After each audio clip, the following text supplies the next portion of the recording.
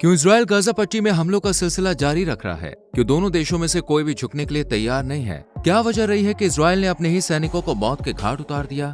इस पर अमेरिका और नेतन्याहू ने क्या एक्शन लिया? क्या वाकई इजरायली सैनिकों ने हमास की सुरंग ढूंढ निकाली है? हमास कैसे आईडीएफ को चुन चुन के मार रहा है? इजराइल की वो कौन सी कमजोरी है जिसका फायदा उठाकर हमास इजरायली सैनिकों की लाशें बिछाकर आगे बढ़ता जा रहा है? कौन जीतेगा इस जंग को? क्या अंत है इस लड़ाई का? अगर आप भी जानना चाहते हैं इस वॉर की नई अपडेट और इससे जुड़े जवाब तो वीडियो को एंड तक देखें दोस्तों हमास और इजराइल की खूंखार लड़ाई से तो आप अच्छी तरह से रूबरू हो गए होंगे। इन दोनों देशों ने इतना भयानक रूप ले लिया है कि दोनों ही लोगों की जान की परवाह किए बिना अपनी अपनी दुश्मनी पूरी शिद्दत के साथ निभा रहे हैं। 7 अक्टूबर को शुरू हुई इस लड़ाई में अब तक कई लोगों को मौत की नींद सुला दिया गया है। पहले दिन यानी कि 7 अक्टूबर को हमास के हमलों से करीब 1200 इजरायली मारे गए थे और वहीं अपने लोगों का भरोसा बनाए रखने के लिए बेंजामिन ने भी पलटवार किया और फिलिस्तीन की हेल्थ रिपोर्ट के मुताबिक अब तक फिलिस्तीन में 16,000 से ज्यादा लोग मर चुके हैं और वहीं 49,000 लोग बुरी तरह से जख्मी हालत में हैं। लेकिन अब भी इस युद्ध का शांत होने का कोई भी इशारा नजर नहीं आ रहा है, बल्कि बेंजामिन नेतन्याहू के बयान के बाद तो सभी देश हक्का बक्का रह गए हैं। तो ऐसा क्या कहा है नेतन्याहू ने इस जंग को लेकर? इसके बारे में जानने से पहले अगर अभी तक आपने हमारी वीडियो को लाइक नहीं किया तो जल्दी से वीडियो को लाइक कर दीजिए और चैनल को सब्सक्राइब जरूर करें। हाल ही में हुए हमास के हमले से करीब 8 से 10 इजरायली सैनिक मारे गए थे, जिनकी मौत देखकर नेतन्याहू ने कहा कि अब ये लड़ाई रुकने वाली नहीं है। भले ही उस पर कितना ही वैश्विक दबाव क्यों न हो, लेकिन वो अपने लोग का साथ देगा और इस जंग को जीत के ही दम लेगा। हालांकि सभी देश इजरायल को धमका रहे हैं कि गाजा पट्टी में हो रहे हमलों पर पूर्ण विराम लगा दिया जाए, लेकिन बेंजामिन नेतन्याहू है कि किसी की सुनने को तैयार ही नहीं है, बल्कि वो तो अमेरिका की भी बातों को एक कान से सुनकर दूसरे कान से निकाल रहे हैं। जैसे अमेरिका ने दक्षिणी गाजा में ग्राउंड ऑपरेशन चलाने से मना किया था, लेकिन इजरायल ने दक्षिणी गाजा में ग्राउंड ऑपरेशन की शुरुआत की। अमेरिका ने सीज फायर को लेकर एक बयान दिया था और कहा था कि 4 घंटे का सीज फायर लगाया जाएगा, जिसमें उत्तर गाजा के लोग यहां हो रहे हमलों से बचकर निकल सकते हैं और इस बीच इजरायल की तरफ से कोई भी हमला नहीं होगा। लेकिन इजरायल ने अमेरिका के इस बयान को झूठा साबित कर दिया। ऐसी बहुत सी बातें और वादे हैं जिन पर इजरायल अमेरिका का साथ नहीं देता है। अमेरिका ने शुरू से ही इजरायल की काफी मदद की है और इस जंग में भी इजरायल को पूरी मदद पहुंचा रहा है और अब तो इस जंग के भड़कते शोलों को देखकर अमेरिका इजरायल को जंगी बेड़े देने की तैयारी में भी है। जहां भारत और अमेरिका इजरायल का सपोर्ट कर रहा है, वही हमास भी अपने साथियों के साथ मिलकर इन्हें टक्कर का मुकाबला दे रहा है। दोस्तों हमास तो इजरायल को नाकों तले चने चबवा ही रहा है। इसके साथ ही छोटे छोटे गुट भी गाजा पट्टी में और इसके आसपास के इलाकों में आईडीएफ का जीना मुहाल कर रहे हैं। फिलिस्तीन इस्लामिक जिहाद नाम का एक और गुट सामने आया है। इस गुट ने 7 अक्टूबर को भी हमास का साथ दिया था और अभी कुछ समय पहले इन्होंने एक वीडियो वायरल की थी जिसमें इस गुट के लड़ाकों ने सटीक निशाना लगाकर 7 इजरायली सैनिकों की हत्या कर दी थी। इसके अलावा खान यूनिस और जिन जिन इलाकों में इजरायली सैनिकों का जमावड़ा लगा था,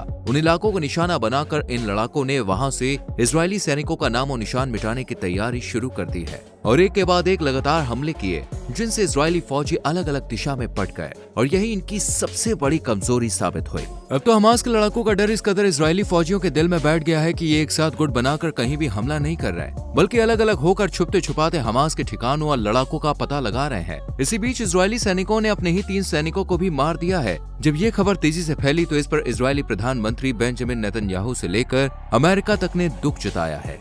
इजरायल ने सफाई देते हुए कहा है कि जो 3 इजरायल के सैनिक मरे हैं, दरअसल उन्हें ये खतरा समझ रहे थे, इसलिए उन्होंने गोली मारकर इनकी हत्या कर दी। कहीं न कहीं इनके पीछे भी हमास की ही चाल है, क्योंकि अगर इनकी वजह से इजरायल के गुट अलग ना होते तो शायद ये 3 सिपाही ना मारे जाते। ऐसे अभी हाल ही में इजरायली सैनिक पूरी ताकत और जोश के साथ गाजा पट्टी के उस इलाके में घुस गए जिसे गाजा का दिल माना जाता है। फिलिस्तीन चौक नाम से मशहूर इस जगह पर आईडीएफ की टीम ने घुसपैठ कर दी और जिस मॉन्यूमेंट को फिलिस्तीनियों ने साल 2014 में जीत की पहचान के रूप में बनाया था, उसे आईडीएफ की टीम ने मिट्टी में मिला दिया।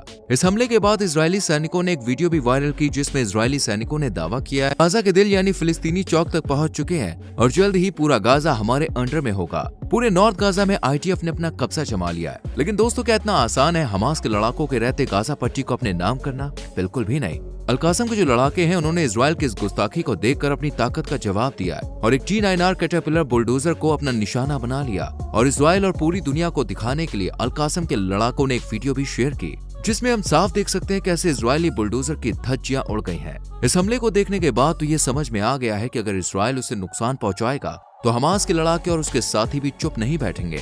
जैसे आप चौक को धराशायी करने के बाद इजरायली बुलडोजर की धज्जियां होना ही देख लीजिए। इसी बीच फिलिस्तीन इस्लामिक जिहाद नाम का जो गुट है वो एक और खबर दुनिया जगत के सामने लाया है, और वो ये है कि इजरायल ने जो फिलिस्तीन में सप्लाई साइट बनाई थी उन पर इस्लामिक जिहाद ने हमला कर दिया और इनकी जो सप्लाई लाइन थी उनको भी काट दिया है। वैसे अगर आपको नहीं पता कि ये सप्लाई साइट क्या है तो आपको बता दें, ये फिलिस्तीन की वो जगह है जहां इजरायली सैनिकों ने अपना कब्जा जमा लिया है और इजरायल से गोला बारूद मंगाकर यहाँ इकट्ठा किया जा रहा है। इन्हीं साइट्स की मदद से अभी कुछ ही दिन पहले इजरायल ने अपने सैनिकों को करीब 60 टन गोला बारूद पैराशूट की मदद से पहुंचाए थे ताकि वो जंग में कमजोर ना पड़े।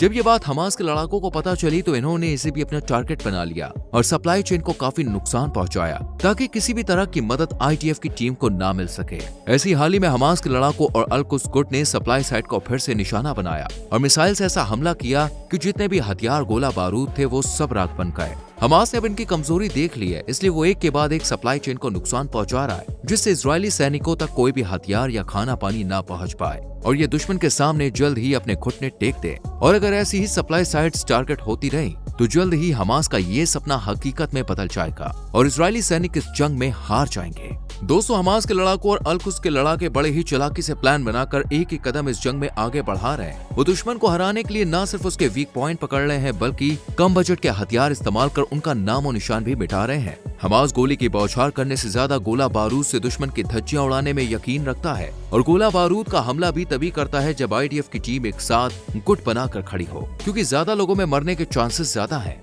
अगर एक अकेले पर यह हमला करेंगे तो दुश्मन बच के निकल सकता है, लेकिन अगर ग्रुप पर हमला होगा तो मरने वालों की संख्या और चांस दोनों ही ज्यादा है और बचने के चांसेस कम होंगे। इस वक्त दोनों ही देशों के बीच काफी भयंकर दुश्मनी निभाई जा रही है, जहां एक तरफ हमास के लड़ाके इजरायल को खत्म करने का दावा कर रहे हैं, वहीं इजरायल एक के बाद एक इनके ठिकानों को ढूंढकर इन्हें खत्म करता जा रहा है। इजरायली सैनिक भी दोस्तों दुश्मनों को हराने की पूरी कोशिश कर रहे हैं। आप तो जानते हैं कि फिलिस्तीन सुरंगों का भी घर है। वहाँ इतनी ज्यादा सुरंगें हमास के लड़ाकों ने बनाई हैं जिसका अंदाजा लगाना बहुत ही मुश्किल है, लेकिन इस मुश्किल काम को पूरा कर दिखाया है इजरायली फौजियों ने। उन्होंने हमास की सुरंग ढूंढ निकाली है। हमास ने जमीन के नीचे सुरंगों का जाल बिछा रखा है और इन्हीं में से जो सुरंग IDF की नजरों में आई है वो है 4 किलोमीटर लंबी। इजरायल की तरफ से शेयर की गई इस वीडियो में आप देख सकते हैं कि इस सुरंग को इस तरह से बनाया गया है कि हमास के लड़ाके इसमें आसानी से छुप सकते हैं और यहीं से दुश्मन पर नजर रखकर उस पर हमला कर सकते हैं।